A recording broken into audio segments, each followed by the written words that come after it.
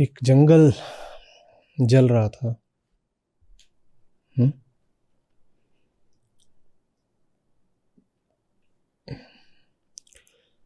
तो जल ही रहे हैं जंगल, चारों ओर हम देख ही रहे हैं।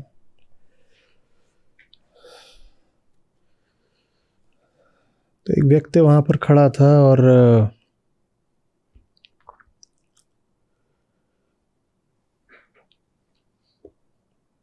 जलते हुए जंगल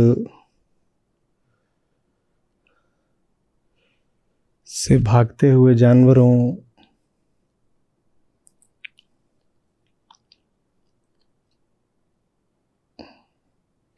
को सही दिशा दिखा रहा था। जंगल से जानवर जब बदहवास होकर भागते हैं तो कई बार वो और ज़्यादा आग की गिरफ्त में आ जाते हैं। जैसे कि जो जानवर पेड़ पर चढ़ सकते हैं, जब वो देखते हैं कि नीचे आग लगी हुई है तो पेड़ पर ऊपर की ओर भागते हैं। वो ऊपर की ओर भागते हैं, पीछे से आग भी ऊपर की ओर भागती है, और एक बार वो ऊपर पहुंच गए तो वहाँ से फिर बचने का कोई रास्ता नहीं रहता। अगर वो ज़मीन पर होते तो फिर भी दाएं बाएं किधर को जा कर के शायद बच भी जाते। एक बार वो पेड़ पर चढ़ गए और उनके पीछे आग चढ़ गई, अब वो नहीं बच सकते।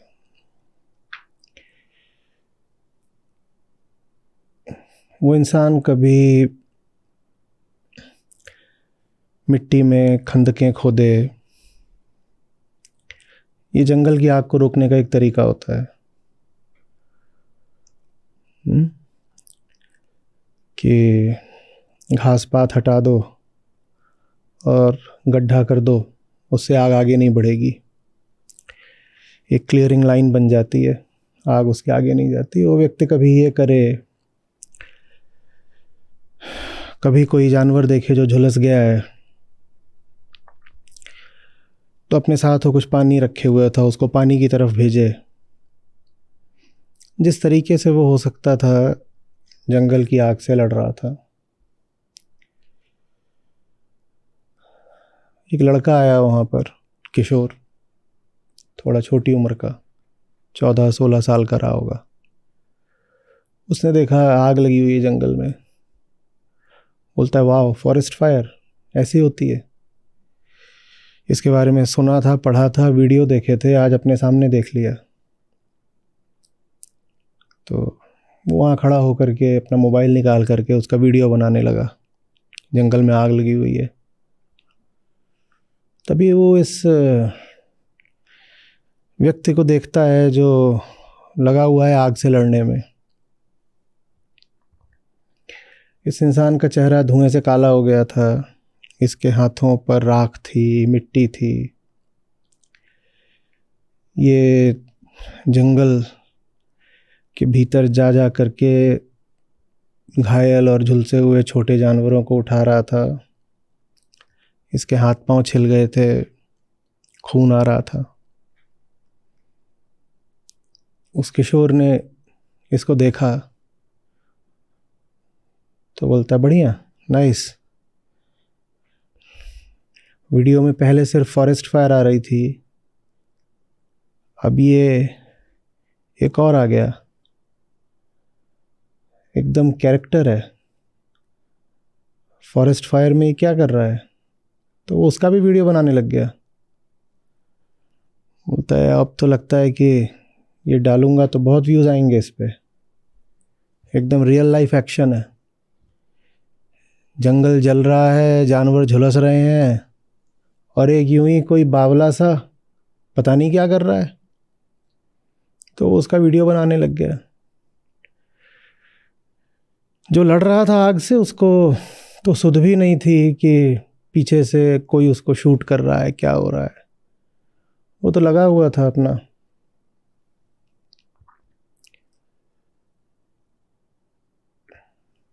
छोटे खरगोश थे, बड़े जानवर भी थे, बहुत सारे मर चुके थे, एकदम राख हो चुके थे। जो बच सकते थे उनको बचाने की एक आदमी जितनी भरसक चेष्टा कर सकता है वो कर ही रहा था।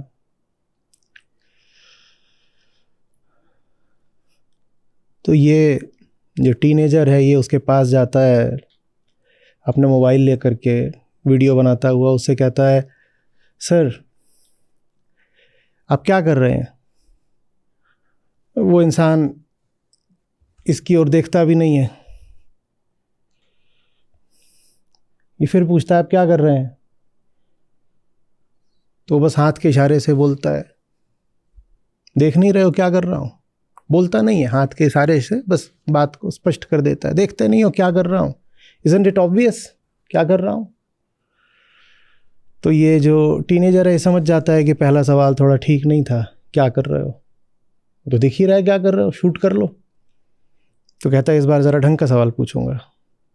तो पूछता है, ये आप किस लिए कर रहे हो? ये आप जो भी कर रहे हो किस लिए कर रहे हो, वजह क्या है? ये आप क्यों कर रहे हो? इस बार वो व्यक्ति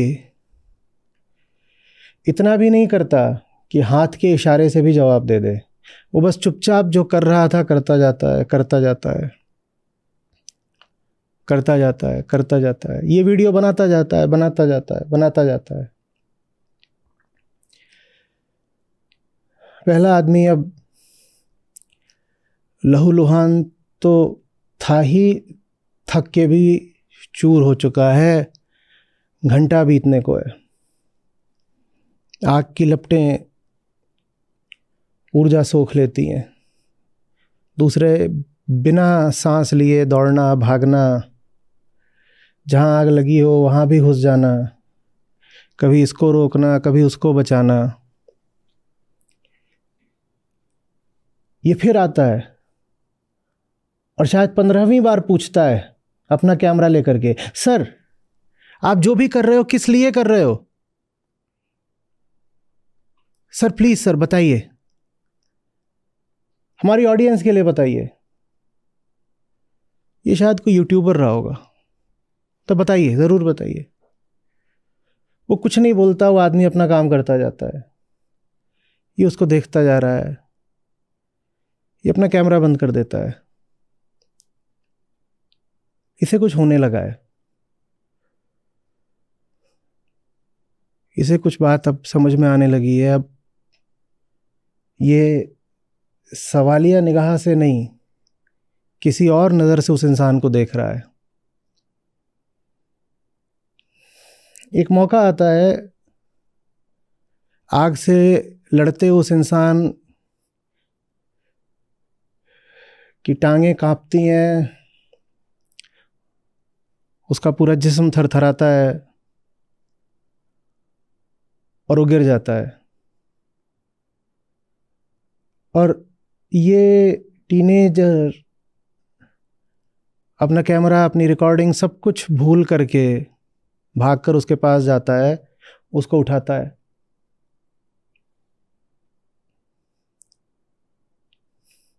इसे ध्यान भी नहीं कि इसका कैमरा, इसका मोबाइल जिससे ये शूट कर रहा था कहीं गिर गया है। ये उसको उठाता है, उठा के बैठा देता है, बोलता है आप बैठो, आप बैठो, मैं कर रहा हूं। उस व्यक्ति के पास कोई चारा नहीं था, वो चाहता अब तो भी खड़ा नहीं हो सकता था। उसने अपनी ऊर्जा का आखिरी अंश भी उस आग से लड़ने पर न्यौछावर कर दिया था। 20 मिनट बीत चुके हैं, दृश्य बिल्कुल बदल चुका है। ये लड़का अब पूरी जान से लगा हुआ है आग को बुझाने में। ये लड़का बिल्कुल वही सब कुछ कर रहा है जो थोड़ी देर पहले वो व्यक्ति कर रहा था। बहुत सारे जानवर हैं जो बचाए जा चुके हैं, बहुत ज़्यादा जानवर हैं जो बचाए नहीं जा पाए।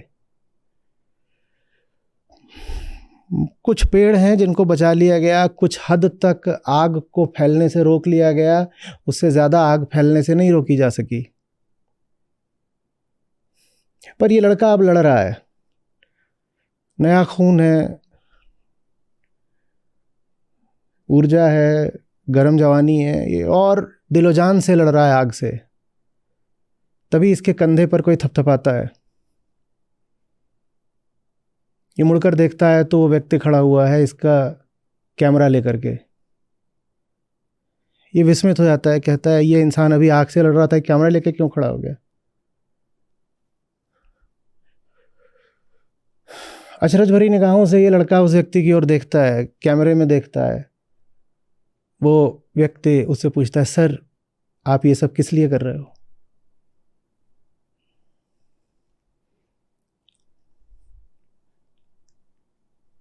कैमरे में बहुत देर से शूटिंग हो रही थी, बैटरी यहीं पर जवाब दे जाती है, वीडियो रुक जाता है।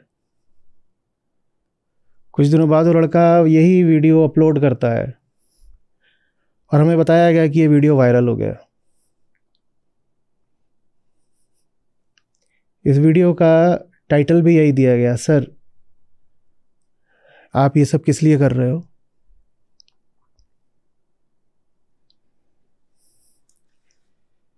मज़े की बात यह थी कि जिन्होंने वीडियो को अंत तक देखा वो बिल्कुल समझ गए कि लड़के को उसके सवाल का जवाब देने का इसके अलावा कोई तरीका था भी नहीं।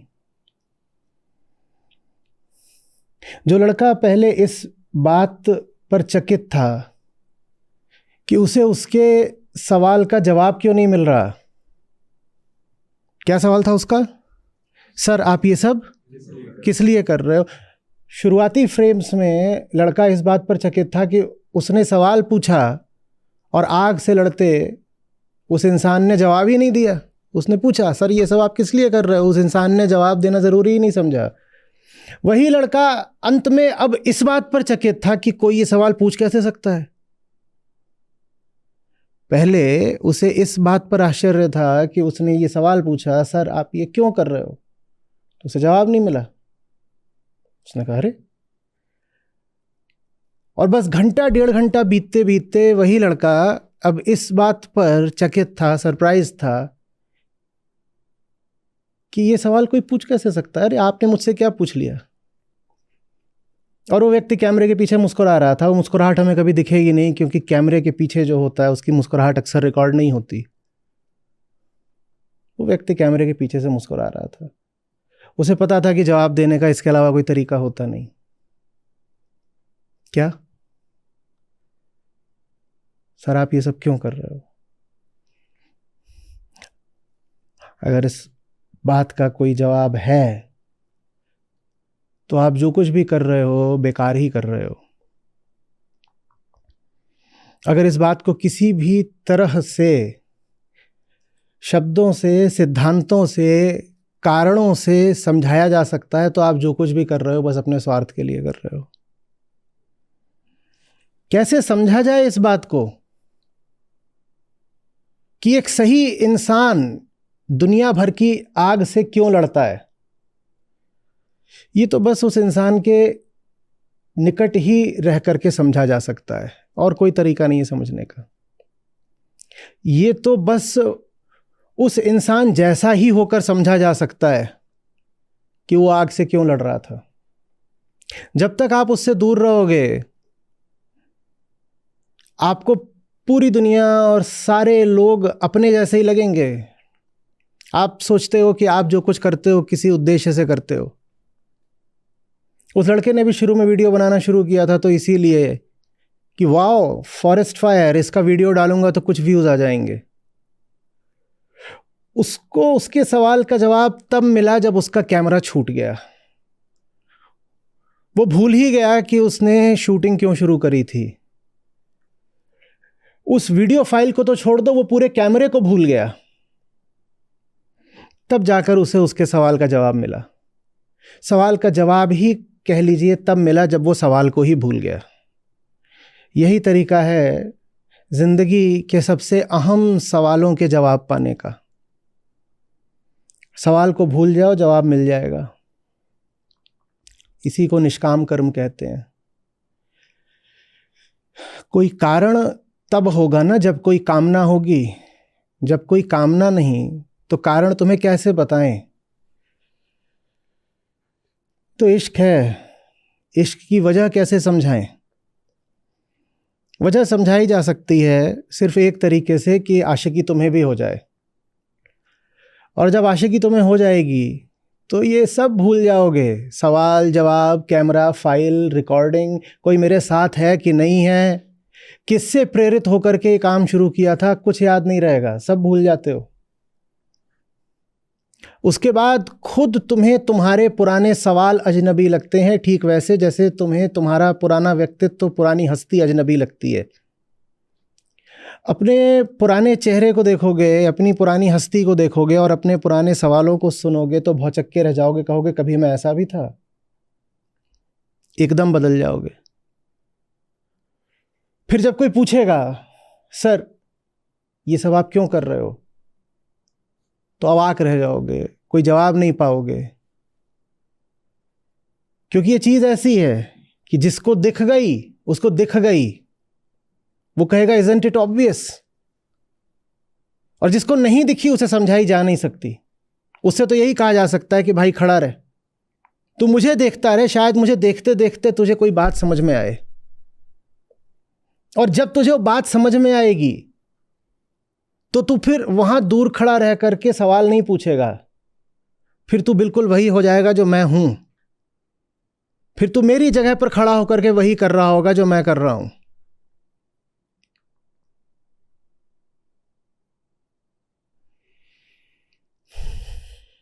उसका वीडियो वायरल हो गया, आप लोगों ने देखा ही होगा कि नहीं देखा?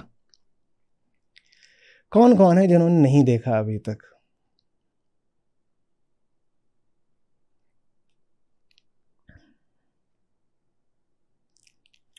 देखिएगा, समझ में आ रही है बात?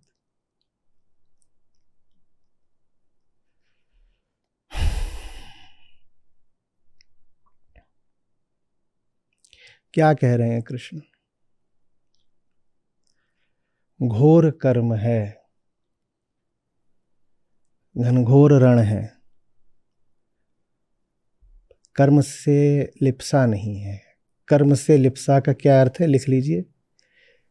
कैसे पता करें हम कर्म में लिप्त हैं कि नहीं? कर्म में लिप्तता का एक ही सूचक होता है, कर्म फल की चाह।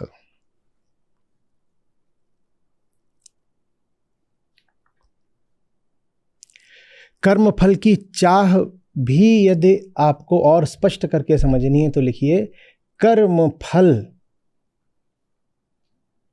की व्यक्तिगत स्वार्थ हेतु कामना।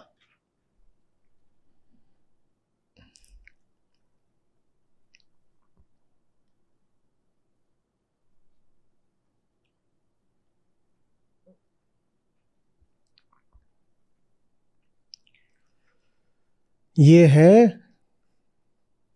कर्म में लिप्त होना। कैसे पता करें? क्योंकि कर्म तो हम सब लगातार कर ही रहे हैं ना।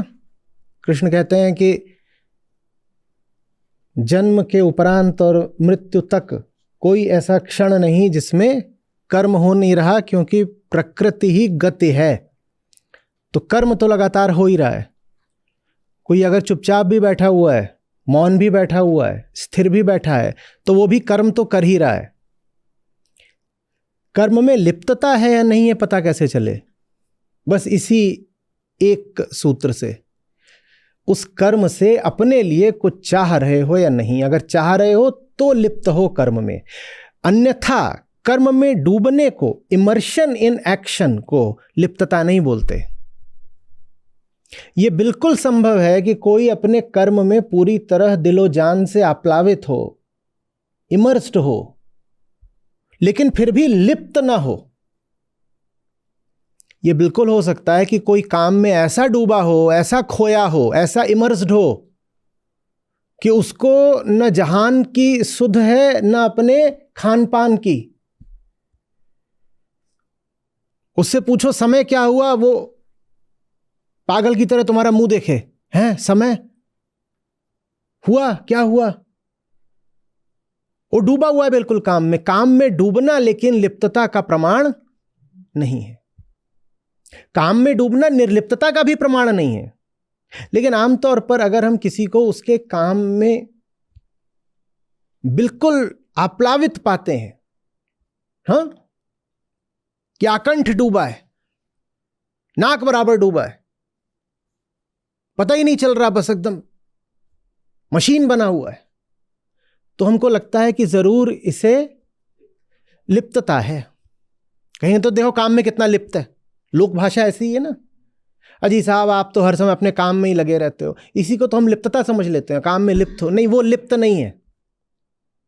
काम में डूबा होना लिप्तता की निशानी नहीं होता। यह बिल्कुल संभव है कि कोई कुछ नहीं कर रहा है, खाली बैठा हुआ है, लेकिन वो कर्म में बहुत लिप्त है। क्यों? क्योंकि वो खाली बैठ करके भी किसी मुनाफे की कामना कर रहा है, आशा में है। बिल्कुल ऐसा हो सकता है। जाल बिछा दिया है, अब खाली बैठे हैं, कोई ना कोई कबूतर तो जरूर फंसेगा। बहुत सारे अफसरों में, दफ्तरों में ऐसे ही किया जाता है, जाल बिछा दिया जाता है, खाली ऐसे बैठे हैं, चाय पकौड़ा चल रहा है, कोई ना कोई तो कबूतर फंसेगा ही। और वहां कहा जा सकता है देखो हम तो कुछ करते नहीं, एकदम निष्काम कर्मी योगी हैं क्योंकि हम कुछ करते नहीं। और अगर आप लोक भाषा को लो तो बहुत बार ऐसा होता है कि जो कोई कर्म नहीं करता उसको हम कह देते हैं ये निष्काम है। नहीं, ऐसा नहीं होता। कोई बिना कुछ किए भी कर्म में गहरी वासना रख सकता है, क्योंकि वो क्या मांग रहा है? परिणाम। वो फल की आशा में बैठा हुआ है चुपचाप। छिपकली कभी देखी है? कीड़े का शिकार करने से पहले कैसी होती है? बिल्कुल स्थिर, अडोल, जैसे छिपकली नहीं है, वहां पर कुछ चिपका दिया रबड़ का, ऐसी ही लगती है ना। और फिर अचानक गप, वो लिप्त है पूरे तरीके से, भले ही वो कुछ कर नहीं रही है, लेकिन वो लिप्त है, क्योंकि अगर वो स्थिर भी है तो कामना में स्थिर है। दूसरी ओर बिल्कुल ऐसा हो सकता है कि कोई दिन रात एक करे हुए है,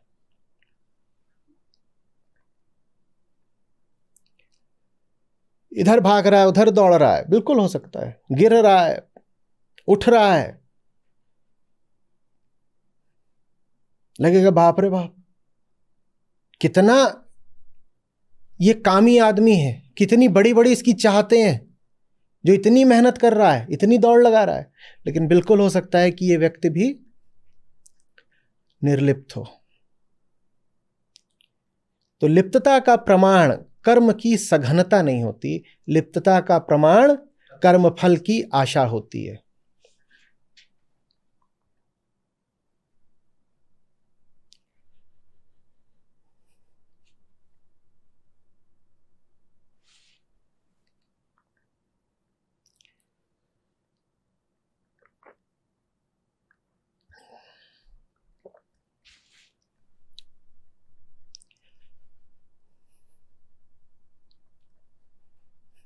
हो रहा है स्पष्ट?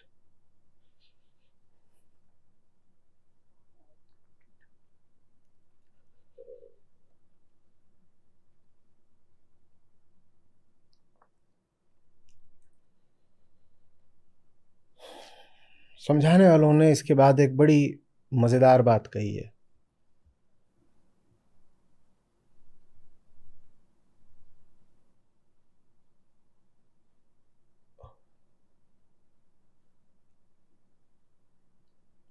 आप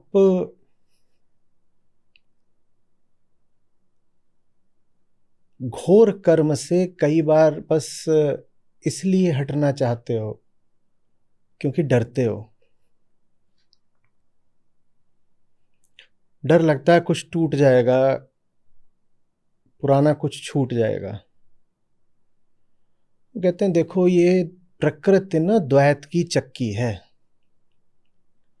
एक बार जो पैदा हो गया उसका टूटे छूटे नहीं, ये हो नहीं सकता। अपने आप को तुम बचा नहीं सकते हो अगर एक बार तुम्हें शरीर मिल गया है तो।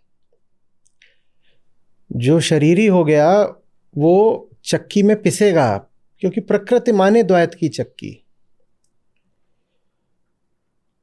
तो कर्म से बचकर खुद को नहीं बचा ले जाओगे।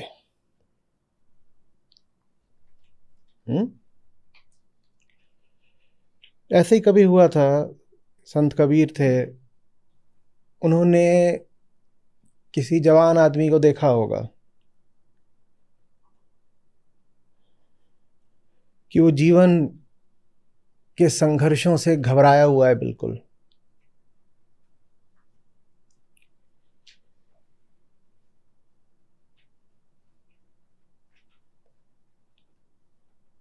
तो उसको बोलते हैं कि यही चक्की का उदाहरण दे करके, चक्की पर उनकी और भी साखियां हैं, चक्की का उदाहरण दे करके बोलते हैं कि चाकी चाकी सब कहें और कीली कहे न कोई, और जो कीली से लाग रहा बाल न बांका होए।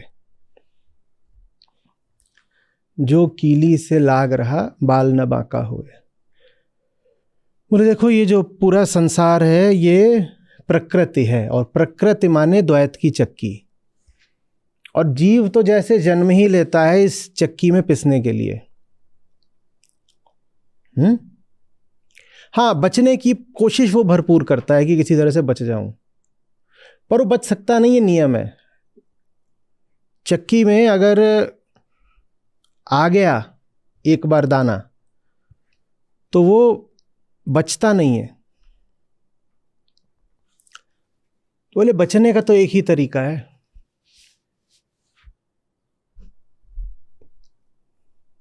जो कील होती है बीच में, धुरी, जिसके इर्द गिर्द चक्की नाच रही होती है, बोले जाकर उससे लग जाओ, उससे लग जाओ, फिर तुम्हारा बाल नहीं बांका होगा। जो वहां लग गया वो बच गया।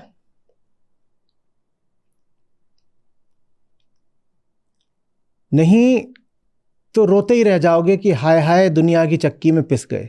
और जहां भी जाओगे वहां चक्कियां ही पाओगे, चक्कियों के अलावा कुछ नहीं है।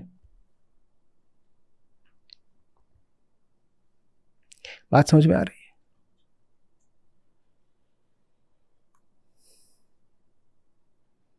जो कील से लग गया वो चक्की में होते हुए भी अक्षत रहेगा, उसका कुछ नहीं बिगड़ेगा। जो कीली से लाग रहा बाल न बांका हुए। पूरी दुनिया एक चक्की है, आपकी संस्था भी एक चक्की है।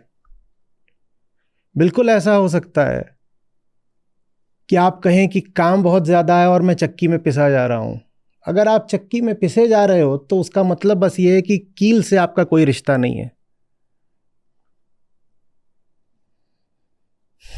जो कील से लगा रहेगा वो चक्की में होते हुए भी पिसेगा नहीं। सिर्फ वही नहीं पिसेगा, बाकी सब पिसेंगे।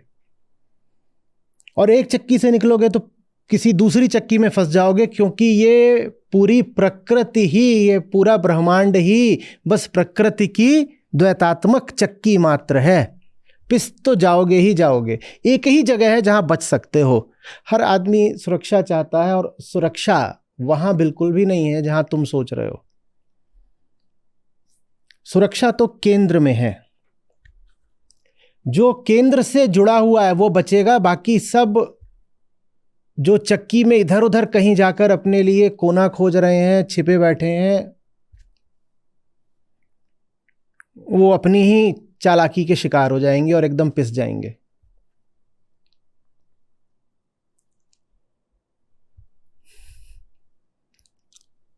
बहुत संभव है, और साधारणतया यही होता है कि आप चक्की में तो हैं पर धुरी से आपका कोई रिश्ता नहीं है। चक्की में तो हैं पर केंद्र से, एक्सिस से आपका कोई रिश्ता नहीं है। बिल्कुल हो सकता है, हो सकता है ना?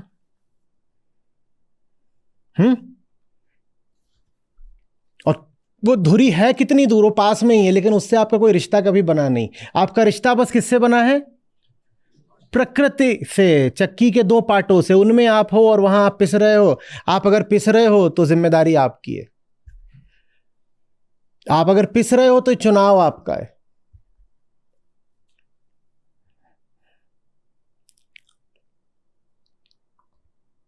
आप अगर पिस रहे हो तो ये कामना आपकी है।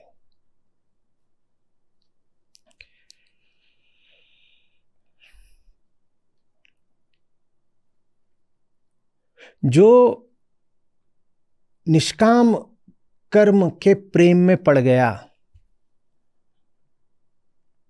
वो बाहर बाहर से लहूलुहान दिख सकता है। आप जहां से देख रहे हैं वहां से वो पिसता हुआ दिख सकता है, लेकिन वो केंद्र से लगा हुआ है, उसका बाल भी बांका नहीं होगा। वो वहां पहुंच गया है जहां नैनम छिदन्ति शस्त्राणि और नैनम दहति पावक, वहां उसका बाल भी बांका नहीं हो सकता। हाँ, बाहर बाहर से आपको लगेगा अरे इसकी खाल झुलसी हुई लग रही है, इसके तन से खून आ रहा है,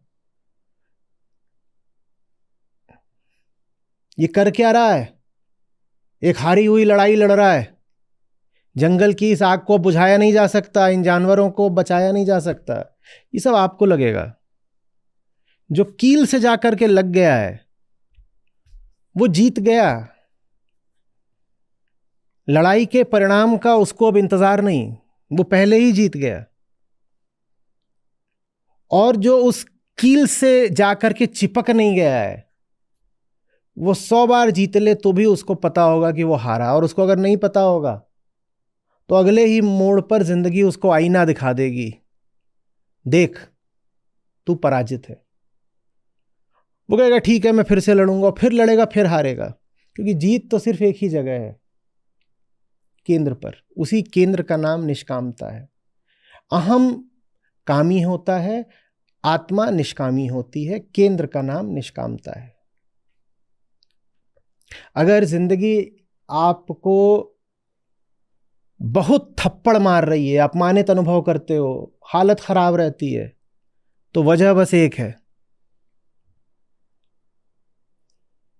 केंद्र से कोई रिश्ता नहीं है आपका।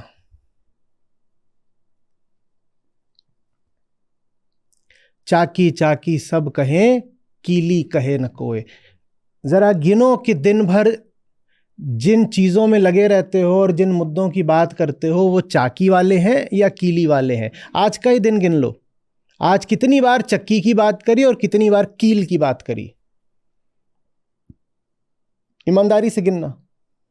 चक्की माने समझ रहे हो ना, प्रकृति, दुनिया भर के सब जंजाल, दंद फंद, दुनिया भर की बातें, ये किया, ये छोड़ा, ये उठाया, अभी ये काम बाकी है, अभी ये कर्तव्य है, अभी ये निपटाना, अभी फलानी जिम्मेदारी। ये सब किसकी बातें हैं? ये चक्की की बातें हैं। कील की कितनी बात करी दिन भर में, केंद्र की कितनी बात करी, जो बिल्कुल सेंटर में है उससे अपना रिश्ता कितनी बार याद करा, और नहीं करा तो फिर दुई पाटन के बीच में साबुत बचा न कोय। वहां तो बचता नहीं बोला था, दुई पाटन के बीच में साबुत बचा न कोय, है ना। चलती चाकी देखकर दिया कबीरा रोए, दुई पाटन बीच में साबुत बचा न कोय। वहां तो इतना ही कहा था। आगे उन्होंने ये भी बता दिया कि दुई पाटन के बीच में साबुत बचने का उपाय क्या है। उपाय यह है कि रहो दो पाटों के बीच में, पर कील से चिपक कर रहो, कुछ नहीं होगा तुम्हारा, कोई तुम्हारा बाल नहीं बांका कर सकता। जो कीली से लाग रहे बाल न बांका होए। कीली से लगकर जीने को ही निष्काम कर्म कहते हैं। चक्की के बीच पिस जाना, अपनी हालत खराब कर लेना, कहीं के ना रहना, अपनी गरिमा से हाथ धो बैठना, मुंह छुपाने को मजबूर हो जाना, ये सब इसी बात के लक्षण हैं कि अपनी कामना के मारे हुए हो और केंद्र से बहुत दूर छिटके हुए हो।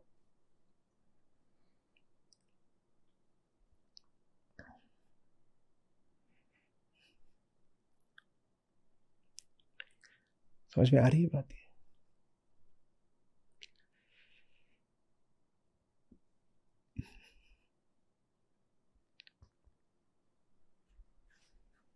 सेंट्रीफ्यूगल फोर्स तो जानते ही होंगे, वो क्या करता है, केंद्र से दूर फेंकता है।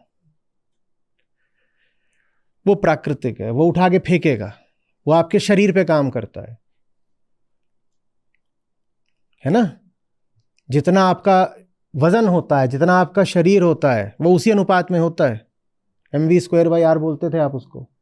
तो वो किसके प्रोपोर्शनल है, आपके मास के। तो माने अगर शरीर है तो आप पर वो काम करेगी चीज जो आपको केंद्र से दूर फेंकती है। अगर आपके पास शरीर है तो आप पर वो बल काम कर रहा है जो आपको केंद्र से दूर फेंक रहा है, क्योंकि शरीर में क्या है, पुरानी आदिम पाशविक जंगली वृत्तियां, वही सब रसायन, ये वो वही तो है जो आपको केंद्र से दूर फेंक देते हैं। उसी से तो कामना उठती है। और लेकिन एक दूसरा बल भी होता है। फिजिक्स में वो बस इतना कर देता है कि एक इक्विलिब्रियम स्थापित हो जाता है। आप ऐसे घुमा रहे हो गेंद को, तो जितनी गति से घुमा रहे हो और जितना वजन है और जितनी लंबी रस्सी है, उसके आधार पे वो बाहर भाग रही है। लेकिन रस्सी में जो टेंशन है वो उसको, तो फिर वो अपनी एक कक्षा में, एक ऑर्बिट में गोल गोल घूमने लगती है। ठीक है। जीवन में इससे थोड़ा आगे की बात है। जीवन में जो भौतिक बल लगता है, जो केंद्र से दूर फेंकता है आपको, उसकी काट कोई दूसरा भौतिक बल नहीं हो सकता।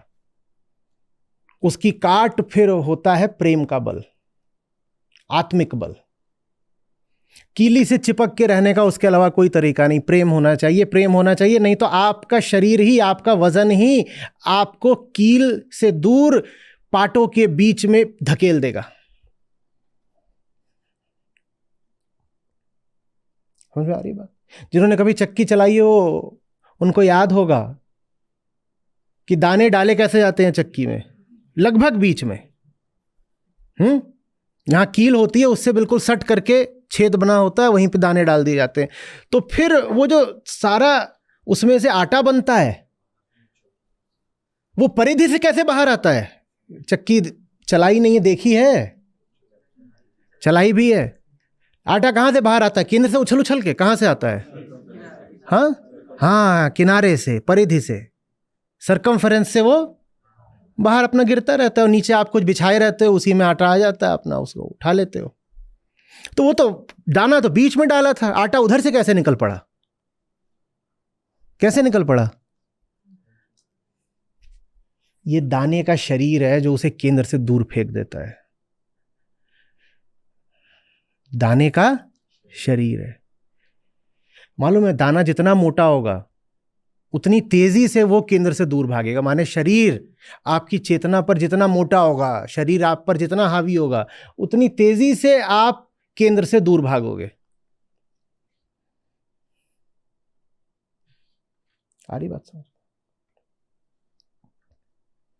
क्या यह चमत्कार संभव है कि शरीर रहते हुए भी कील से चिपक जाओ? साधारण चक्की में हमें कमी ऐसा देखने को मिलता है कि आप एक पार्ट उठाओ और पाओ कि कुछ दाने चिपके हुए हैं वहां कील पे। होता है वहां भी, पर कम होता है। पर जीवन में ज्ञानियों ने हमसे कहा कि यह चमत्कार संभव है और यह चमत्कार तुम्हें करके दिखाना है, नहीं तो पिस जाओगे। शरीर रहते हुए भी केंद्र से चिपक कर दिखाओ। और जानते हो, जब बिल्कुल केंद्र पर आ जाते हो तो जो बल तुमको बाहर की ओर फेंक रहा था वो कितना हो जाता है? शून्य।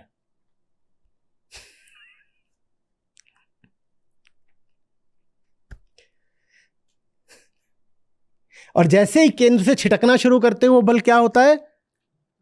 वो बढ़ने लग जाता है।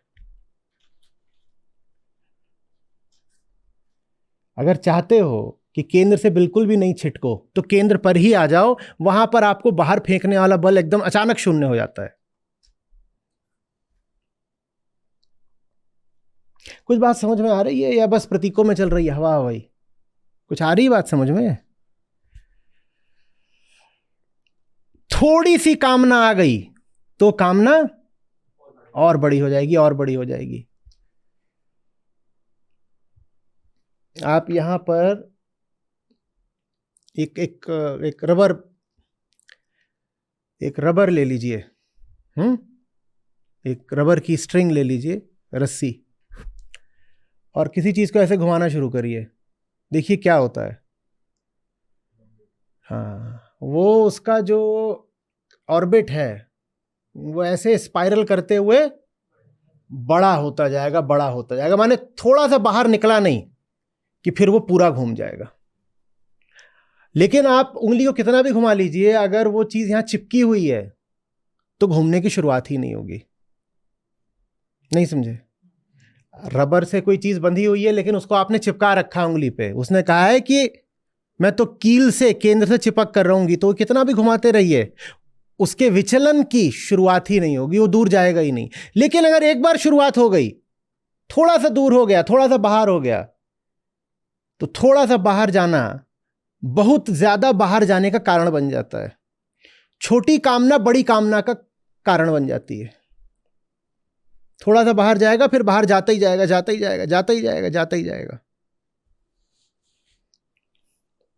जो कीली से लाग रहे, लाग रहे माने चिपक के बैठो। थोड़ा सा अगर अपने आप को मोहलत दे दी दूर जाने की, तो राम जाने अब कितनी दूर जाके पड़ोगे। तुम सोचते हो अरे मैं थोड़ी सी तो दूर जा रहा हूं,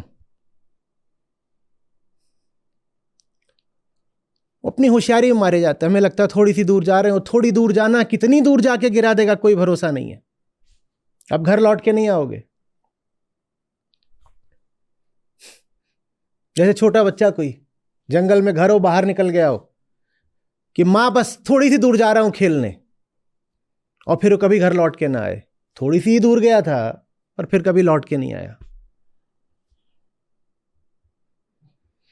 जो कीली से लाग रहे।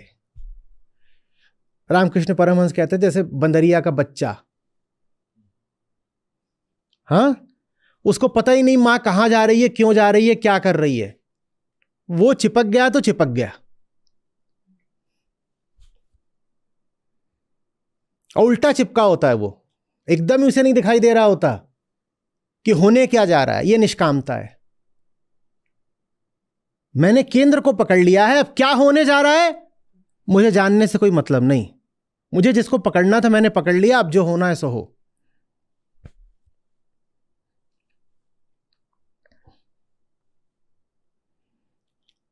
आ रही बात समझ में?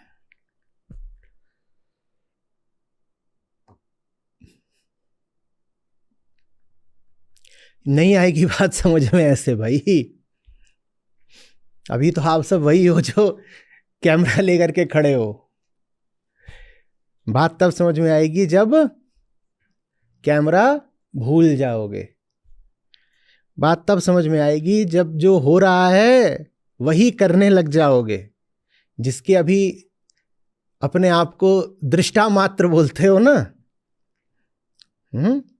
जिस दिन उस कर्म में उतर जाओगे तब समझ में आएगा कि हो क्या रहा है। ये चीज हाशिए पर खड़े रह करके नहीं समझ में आने वाली। समझ में आ रही बात?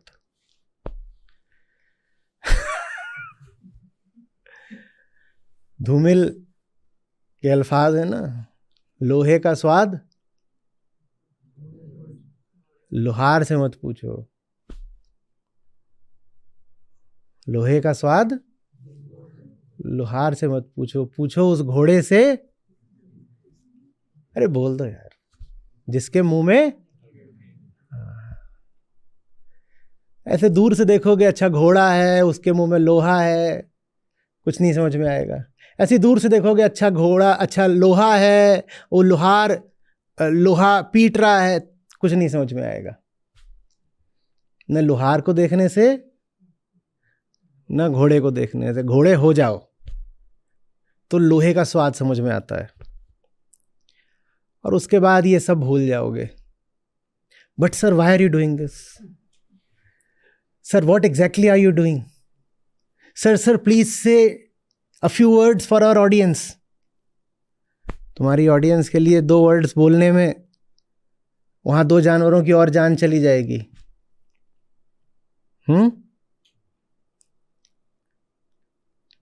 काम करें अपना कि तुम्हारा वीडियो चलाएं? क्यों भाई?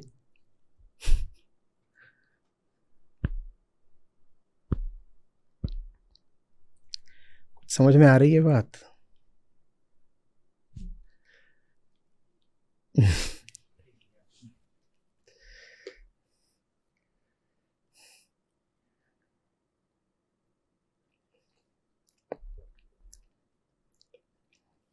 एक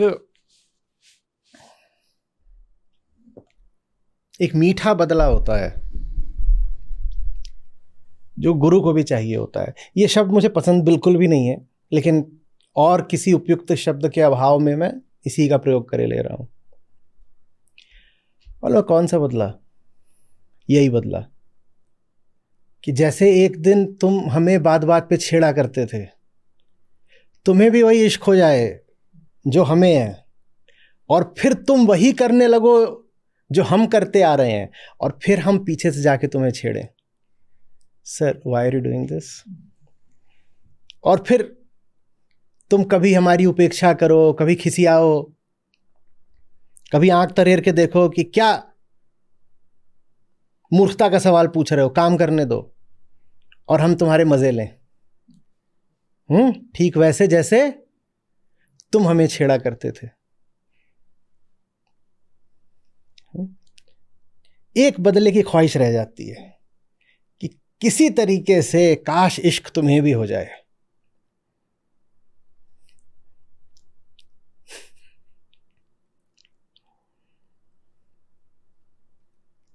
आ रही बात समझ में?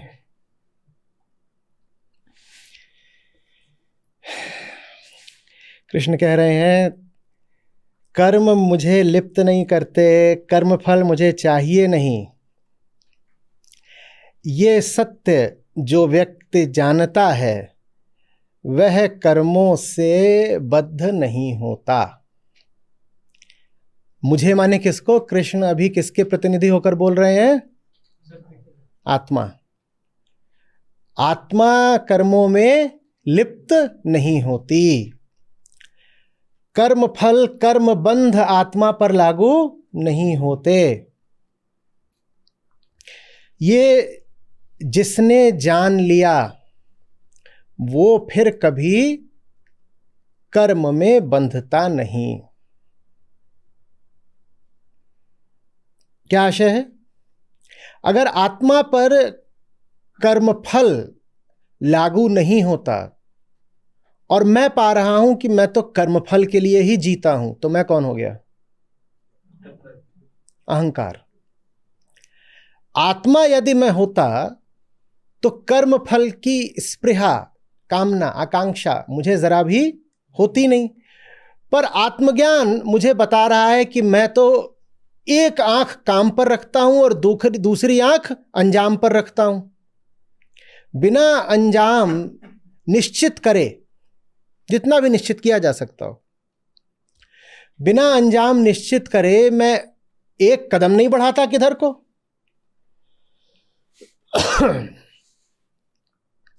तो मैं क्या हुआ फिर? अहम हुआ ना। आत्मज्ञान आपको बताएगा कि आप में कितनी कामनाएं भरी हुई हैं कूट कूट कर, और कृष्ण आपको बता रहे हैं कि आत्मा में कामना होती नहीं। लिख लीजिए। मैं हमेशा कहा करता हूं कि दो बातें एक साथ चाहिए, कृष्णों की संगति और अपने ऊपर दृष्टि।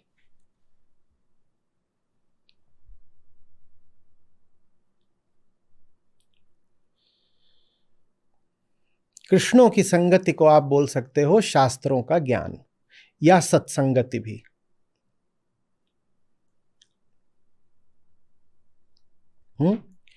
तो एक तो चाहिए कृष्णों का साथ, लेकिन वो पर्याप्त नहीं होता।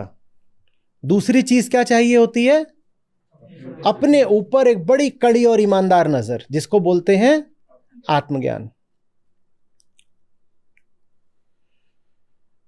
आत्मज्ञान आपको दिखाएगा आप में कितनी भरी हुई हैं कामनाएं, और कृष्ण की वाणी आपको बताएगी कि आत्मा में कामना। तो जब इन दोनों को मिला दिया जाएगा तो आपको क्या पता चलेगा? मंजिल से बहुत दूर हो, और ये बात ही फिर मंजिल के निकट लेकर आती है। अगर बस कृष्ण की वाणी होगी तो आपको ये पता चल जाएगा कि आत्मा में कामना होती नहीं। आपने गीता पढ़ ली, गीता आपको बता देगी कि आत्मा का कामना से कोई संबंध नहीं है। ये तो जान लिया, पर खुद को जाना नहीं, तो आप तत्काल क्या बोल दोगे? हाँ हाँ, आत्मा का कामना से कोई संबंध नहीं है और मुझ में भी कोई कामना नहीं है। अब कोई प्रगति होगी? कुछ नहीं होगा। ठीक। दूसरा पहलू ले लेते हैं। स्वयं को जाना और पता चला कि कामना के पुतले हैं ऊपर से नीचे तक, लेकिन जितनों को अपने आसपास देखा आज तक जन्म से, उनको भी क्या पाया? कामना का पुतला। तो जो अपनी स्थिति है वो फिर कैसी लगेगी? साधारण है भाई, सभी ऐसे होते हैं। कोई प्रगति होगी अब? तो एक तो ये पता होना चाहिए कि हम कितने पानी में हैं, और दूसरा ये भी पता होना चाहिए कि हमारी नियति आकाश है। ये भी देखना चाहिए कि कितनी गहराई तक कीचड़ में धंसे हुए हैं यहां तक, और दूसरी ओर ये भी साफ हो कि ऐसे ही धंसे रहने के लिए पैदा नहीं हुए हैं। डेस्टिनेशन स्काई, मंजिल आकाश है। जब ये दोनों बातें एक साथ पता होती हैं तब कुछ बदलता है। समझ में आ रही बात? तब प्रकृति के दलदल से आदमी छूटने का, उबरने का जी तोड़ प्रयास करता है, नहीं तो प्रयास ही नहीं होगा। दलदल में भी 50 तरह के कीड़े वगैरह होते हैं भाई। बहुत सारे जानवर ऐसे होते हैं जो दलदलों में पाए जाते हैं। स्वैम्प फिश भी होती हैं, कुछ ऐसी मछलियां होती हैं जो दलदलों में ही पाई जाती हैं। कुछ उगता भी होगा उनमें, आदमी उसी में खुश रह लेता है। कीचड़ की मछली खा लो, कीचड़ में ही अपने जैसे सब खड़े हुए हैं तो कुनबा बना लो। कीचड़ में ही कुछ उग रहा है, उसको बना लो आहार, मस्त रहो। सब कीचड़ में, हम भी कीचड़ में। जब दिखाई देता है कि कीचड़ में पैदा भले हुए थे, मरना नहीं है कीचड़ में, तो आदमी रॉकेट बन जाता है, फिर भागता है। दो चीजें एक साथ चाहिए होती हैं, वही चीजें आज कृष्ण हमें दे रहे हैं। लेकिन जैसा हमने कहा, कृष्णों की वाणी आवश्यक तो होती है पर पर्याप्त नहीं। इसीलिए अक्सर कृष्ण भी हमारे आगे विफल हो जाते हैं। आत्मज्ञान के लिए कोई आपको विवश नहीं कर सकता। कृष्ण आपको सब कुछ बता सकते हैं, पर जो कुछ वो बता रहे हैं, ऊंची से ऊंची बात जो कृष्णों ने कही है, वो आपके लिए बस शाब्दिक ज़बानी बात रह जाएगी। अगर आपको अपनी असलियत का, अपने तथ्य का, अपनी औकात का पता नहीं है। बहुत कम लोग होते हैं जिन्हें उन्हें की असलियत पता होती है, बहुत कम लोग।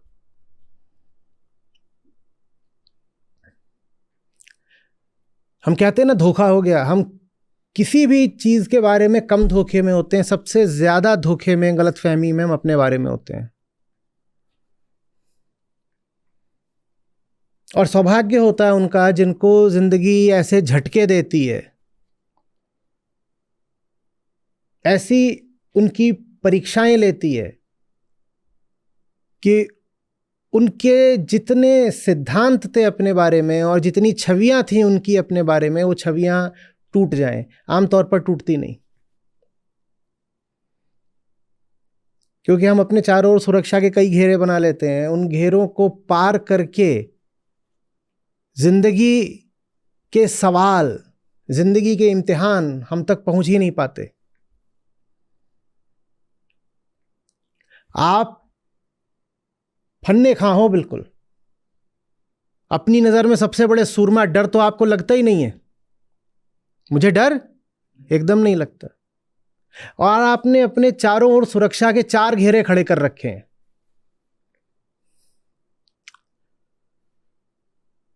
कोई भी खतरा इन घेरों को पार करके आप तक पहुंचेगा कैसे, बताओ?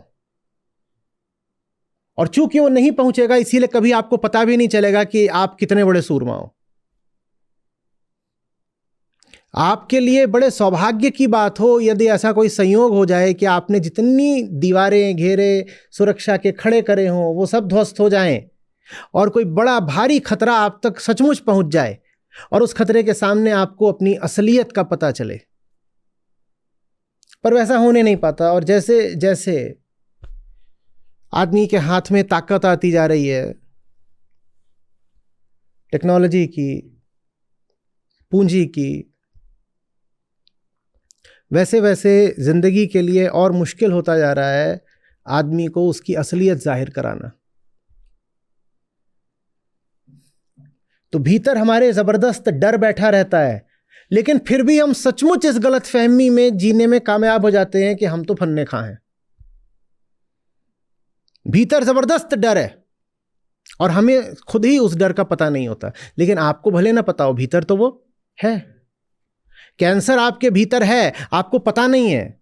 इससे क्या कैंसर की भीषणता कम हो जाती है? आपके भीतर कोई चीज है, आपको उसका पता नहीं है, इससे उस चीज का विष और खतरा क्या कम हो जाता है? वैसे हम सब भी अपने भीतर बहुत तरीके के जहर रखकर चल रहे हैं, लेकिन हमें पता नहीं है।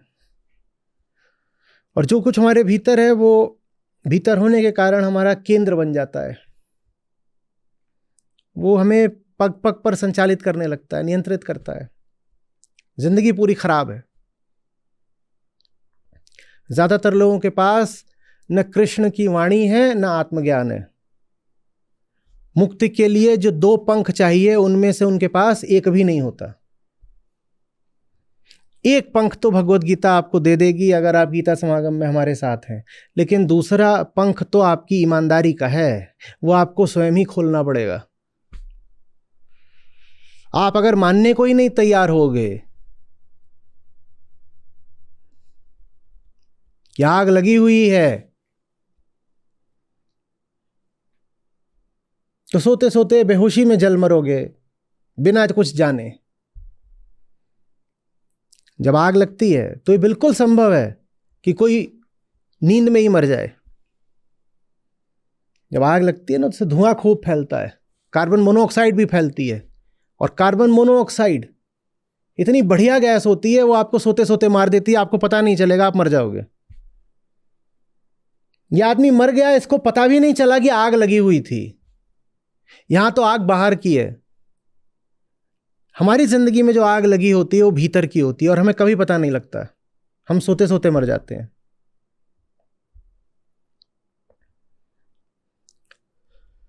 कृष्णों की गीता भी चाहिए और बड़ी सख्त ईमानदारी चाहिए, सत्यनिष्ठा। जो बात दिखाई दे रही है उससे मुंह नहीं मोड़ूंगा। जो बात समझ में आ गई उसको अनसमझा नहीं करूंगा। जो दिख गया उसको अनदेखा नहीं करूंगा। जो सुन लिया उसको अनसुना नहीं करूंगा। ये ईमानदारी है।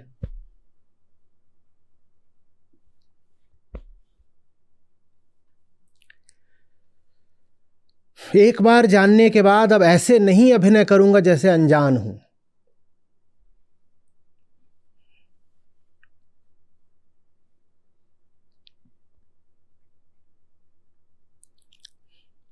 समझ में आ रही है बात? ये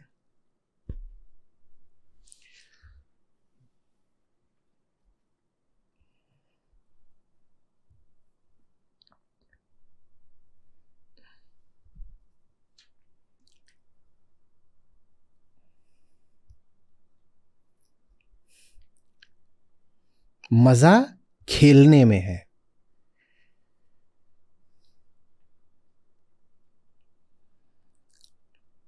क्यों पैदा हुए हैं हम? खेलने के लिए। सही खेल पकड़ो और जी जान से खेल जाओ। यही मानव जन्म का उद्देश्य है। सजाने और बचाने के लिए नहीं पैदा हुए हो।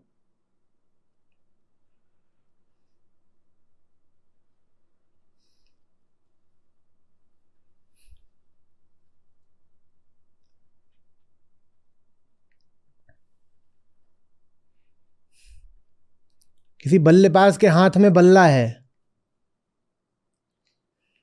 और उस पे एक भी गेंद का निशान नहीं है,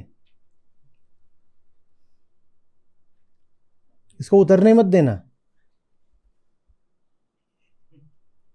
इसका पहली गेंद पे उखड़ेगा।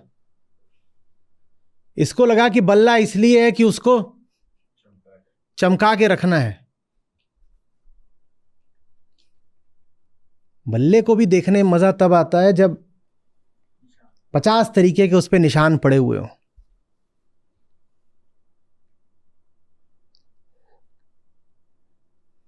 इंसान को भी देखने में तभी मजा आता है जब उस पर 50 तरीके के निशान पड़े हुए हो।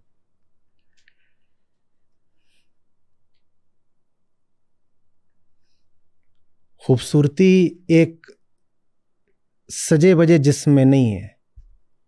खूबसूरती सही युद्ध में पाए गए घावों के निशानों में है।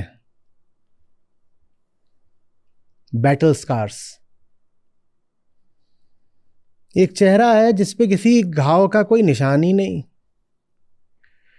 घाव के निशान ऐसे नहीं होते कि जैसे फिल्मों में देखा है कि ऐसे वो आंखों में दिखाई देते हैं।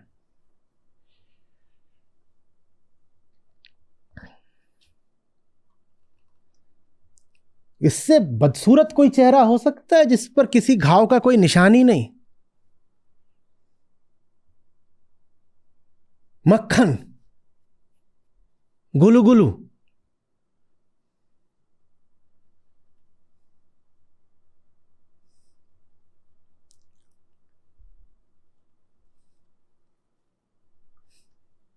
अंग्रेजी की कहावत है, ships are safest in the harbour, but that's not where ships are meant to B.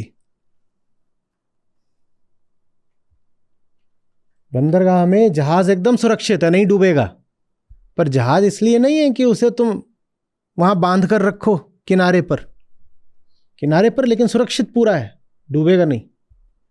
वो इसलिए है ताकि सागरों को पार करे, थपेड़े खाए, यात्रा करते करते करते एक दिन नष्ट हो जाए। नष्ट तो वो बंदरगाह पर भी होगा।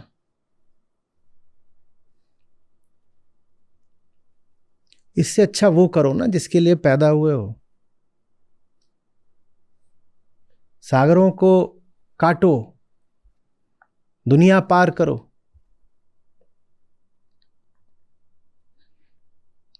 सारी कामनाएं बस एक ही चीज की होती हैं, आत्मा हुए बिना आत्मा जैसा कुछ मिल जाए, बस यही है कामना। आखिरी सुरक्षा कील पर है, केंद्र पर है, आत्मा में है। अहंकार कहता है आत्मा नहीं होना, रहना अहम ही है, लेकिन फिर भी आत्मा वाला रस मिल जाए, यही कामना होती है।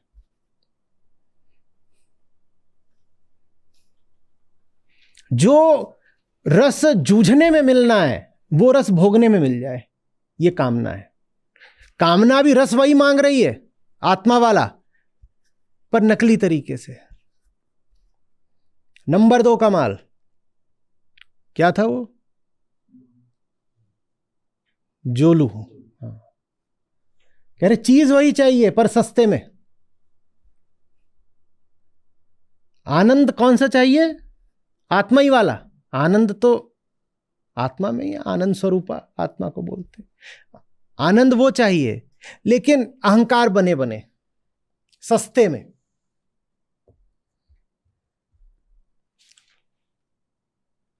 ये चलेगा नहीं, ये धांधली नहीं चलती वहां।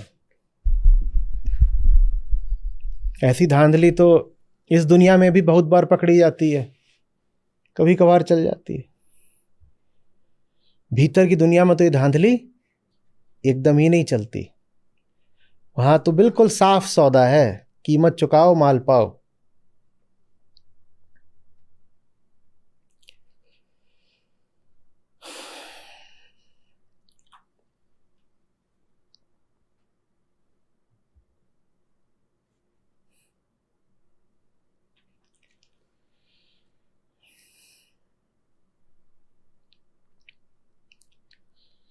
खेलना है, बिना कामना के खेलना है। लोग पूछते हैं सही काम कौन सा है? जिसको तुम जी जान से कर सको। ये पूछना भूल जाओ कि इससे मुझे क्या मिल रहा है।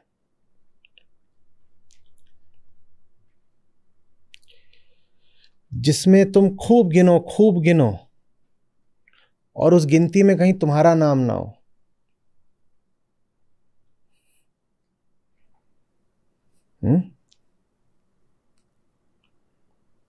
जैसे वो इंसान था जो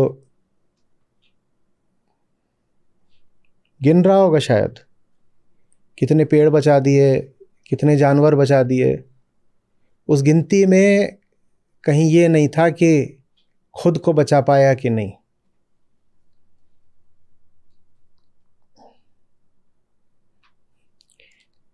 काम ऐसा हो कि तुम्हें पूरा का पूरा लील ले, नहीं तो जिंदगी लील लेगी। सुरसा है जिंदगी, राक्षसी।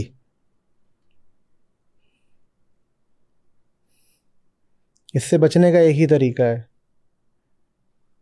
कह दो कोई ना कोई तो मुझे ली लेगा ही, तो निष्काम कर्म मुझे लील ले।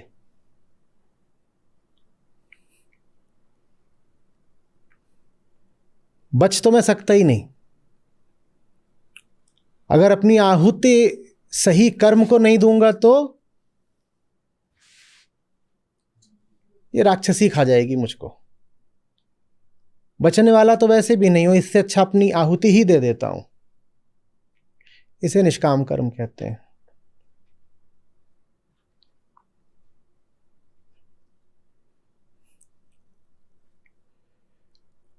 निष्काम कर्म खूब मेहनत मांगता है। निष्काम कर्म नहीं भी करोगे, सकाम कर्म भी करोगे, तो भी जिंदगी मेहनत तो करवाएगी ही। बस जिंदगी ऐसी मेहनत करवाती है जिसमें मेहनत भी करते हो और लात भी पाते हो। क्योंकि उम्मीद रखकर मेहनत करी ना। जिंदगी मेहनत करवाती है उम्मीदें दिखा दिखा के। मेहनत करो ये दे दूंगी, मेहनत करो वो दे दूंगी। और जो देने का वादा जिंदगी करती है वो कभी दे नहीं सकती। ऐसा नहीं कि जिंदगी धोखा दे रही है, जिंदगी की औकात नहीं है वो सब कुछ दे पाने की जो देने का वो वादा करती है। आपको जिस भी वस्तु, व्यक्ति, विषय, विचार ने कभी भी जो वादा किया हो कभी पूरा किया है? किया है? दुनिया में कोई चीज ऐसी नहीं जिसकी औकात हो वादा निभाने की। तो वहां तो उम्मीद रखोगे लात पाओगे बस। मेहनत पूरी करोगे बदले में लात मिलेगी। गाजर दिखा दिखा के मेहनत कराई जाएगी और पाओगे एक सड़ी हुई गाजर का एक छोटा सा टुकड़ा।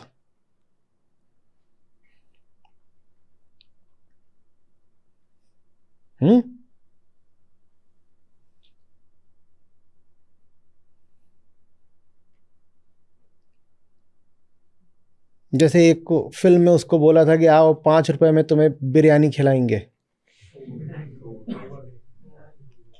कैसा है स्वाद उसका? अपनी जिंदगियों से बताइए। जब मिल रही थी तब तो सबको यही लगा था बढ़िया माल मिल रहा है वो भी सस्ते में, जल्दी लपक लो।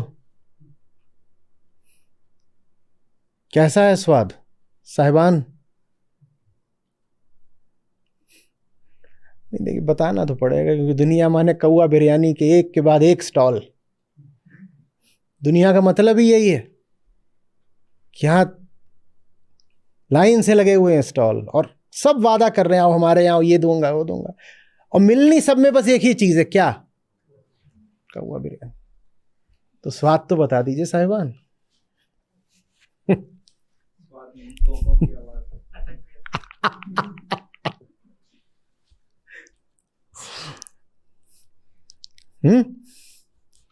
और फिर जब पता चलता है कि अरे बड़े पाप कर दिए जिंदगी में, तो जैसे उसको बोला था कि ये गंगा है इसमें तो तन बदन से कैसी खुशबू उठ रही है साहिबान, वो भी बता दीजिए। सब धार्मिक लोग हैं, तीर्थ यात्रा वगैरह करते ही रहते होंगे। धर्म और कामना का जबरदस्त साथ है ना। पहले कामना में खुद को बिल्कुल गंदा कर लो,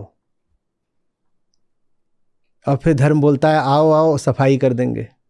और सफाई के नाम पे क्या होता है? उठ रहा है वहां से और ऐसे है।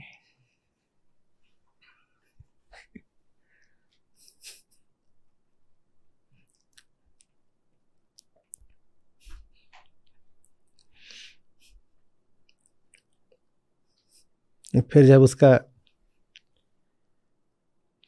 पता नहीं क्या करके पेट खराब हो गया तो अस्पताल में ले गए, वहां उसकी किडनी निकाल ली। क्या सब आपने नहीं शायरी करी है क्या कि मरीज है तेरा आशिक और मर्ज की दवा तू है? हमारे अस्पताल तो हमारे घरों में ही होते हैं। इस तरह की ट्रक वाली शायरी हो ही नहीं सकता कि आपने जिंदगी में कभी ना करी हो। नहीं कि मैं कौन हूं, मैं बीमार हूं, और तू कौन है? तू मेरे मर्ज की दवा है। हो गई दवा। किडनी टटोलो, किडनी कहाँ है?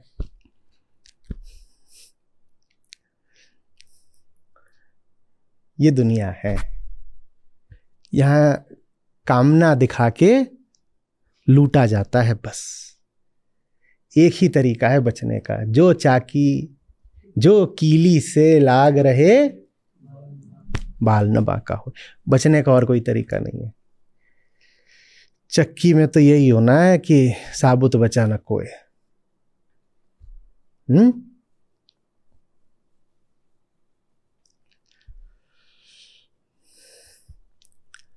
जो मांगना है राम से मांगो, और राम से कुछ मत मांगो राम के सिवा।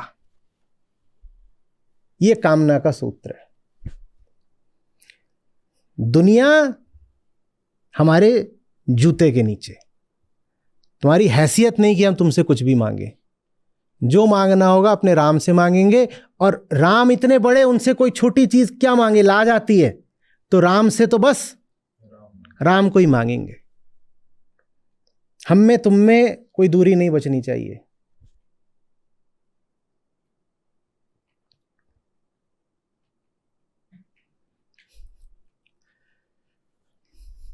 जो दूरी रहे वो बस ऐसी रहे कि व्यवहारिक, भीतर से एक है। साजन हम तुम एक हैं, अब कौवे बिरयानी चल रही है। कहन सुनन में दो। कहना सुनना माने इंद्रियों से देखोगे तो ऐसा लगेगा कि हम में तुम में दूरी है। इंद्रियों से देखोगे तो ऐसा लगेगा हम में तुम में दूरी है, वरना अब हम तुम एक हो गए हैं। यही कामना पूर्ति है। कामना पूर्ति और निष्कामना एक बात है, दोनों का एक ही मतलब है। वेदांत से पूछोगे तो कहेगा मतलब सारे नेति नेति में ही सार्थक हो सकते हैं। निष्कामता का मतलब है दुनिया तुझसे कुछ नहीं मांगेंगे, दुनिया तुझसे कोई उम्मीद नहीं रखेंगे, किसी से कोई उम्मीद नहीं रखेंगे। ये हाथ अगर आगे बढ़ेगा तो देने के लिए, लेने के लिए नहीं।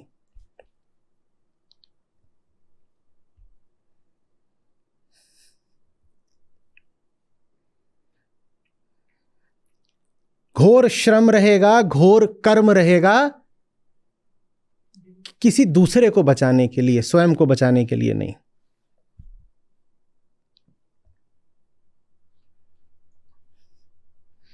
जो ऐसा है वो निर्लिप्त है, निष्काम है। आ रही बात समझ में?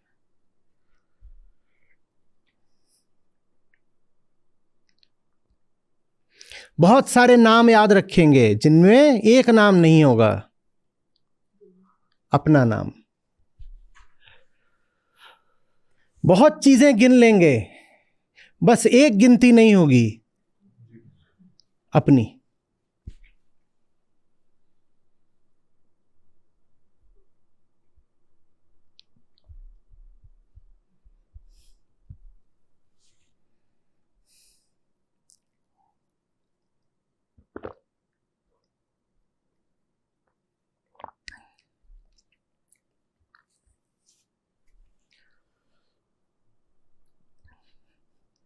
समझ में आ रही बात?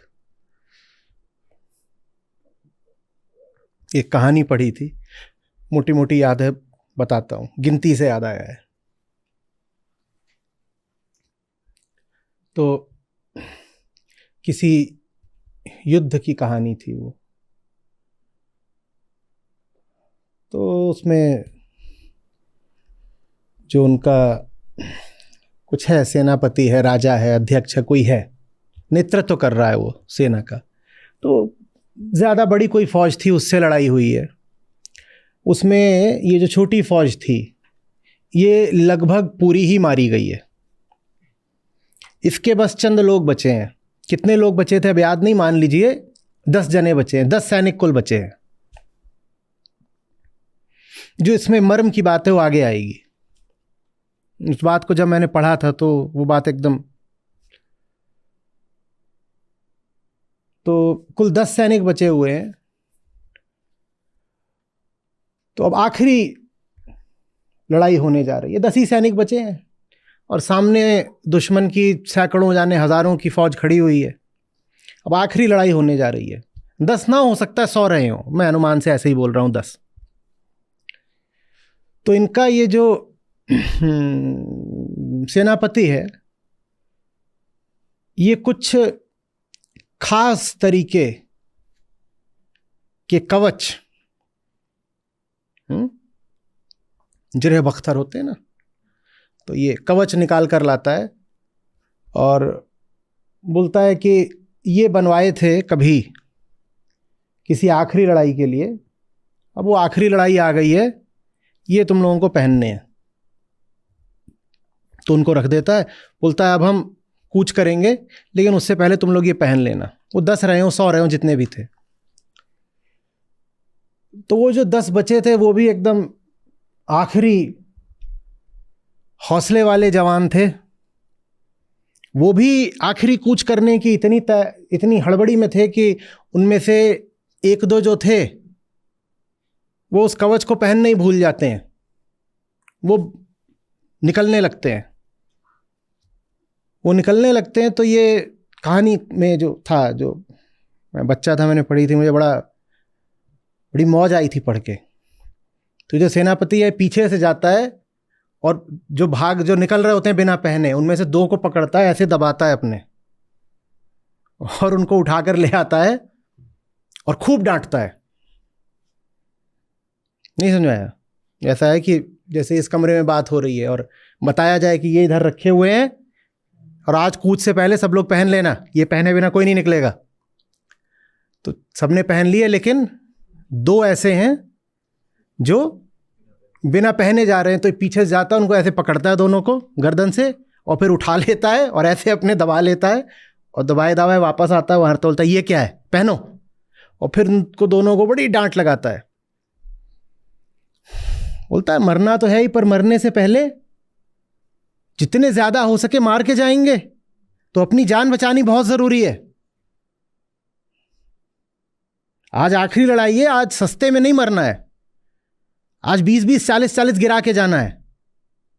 तो ये पहने बिना तुम कैसे बाहर जा रहे थे? उनको बहुत डांट लगाता है। बोलता है कि उतनी भारी बाहर फौज खड़ी हुई है, ऐसे ही अगर बिना छाती ढके बाहर निकल जाओगे तो 5 मिनट में मर जाओगे। क्या फायदा ऐसे हौसले का? और कोई बहुत बड़ा मूर्ख होगा जो आज बिना ये कवच पहने बाहर निकलेगा, क्योंकि चारों तरफ से हम घिरे हुए हैं। कोई अगर बिना इसको पहने बाहर निकलता है तो निश्चित रूप से मरेगा। और बहुत गिन करके ये निकाले हैं मैंने, जितने हम लोग हैं उतने ही निकाले हैं मैंने। तो इसलिए जैसे ही मैंने देखा कि 2 बचे हुए, मैं समझ गया कि कोई 2 ऐसे हैं मक्कार जो बिना पहले जा रहे हैं, तो मैं पीछे से गया, तुमको पकड़ के ले आया। इस तरह उनको एक लंबा चौड़ा भाषण सुनाता है कि बड़े मूर्ख हो, बिना पहने जा रहे हो, कोई बहुत भारी मूर्ख होगा जो नहीं पहनेगा। और ये सब करके सुनिश्चित करता है कि सबने पहन लिया, उनको सजा वजा के अपने योद्धाओं को रवाना कर देता है।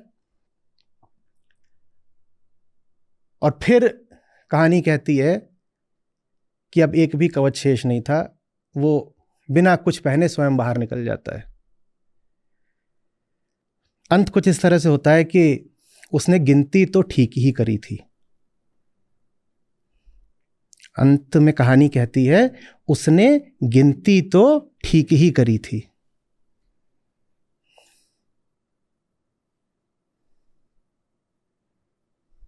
रोमांच हुआ सुन के? मैं जब पढ़ता था बचपन में तो मेरा रोमांच हो जाता था। उसने गिनती तो ठीक ही करी थी, मतलब समझ रहे हो? बस खुद को नहीं गिना था, बाकी गिनती बिल्कुल ठीक करी थी। गिनती में कोई चूक नहीं थी।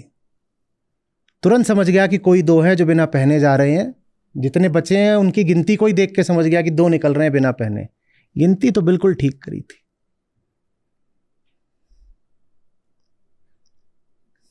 ये निष्काम कर्म है। ये गिनता भी है, ये लड़ता भी है, ये सोचता भी है, ये योजना भी बनाता है,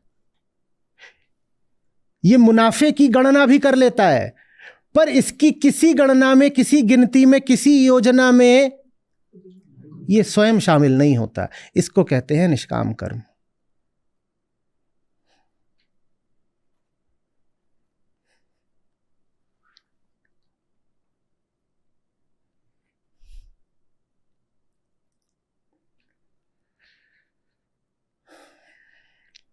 आ रही बात सोच में?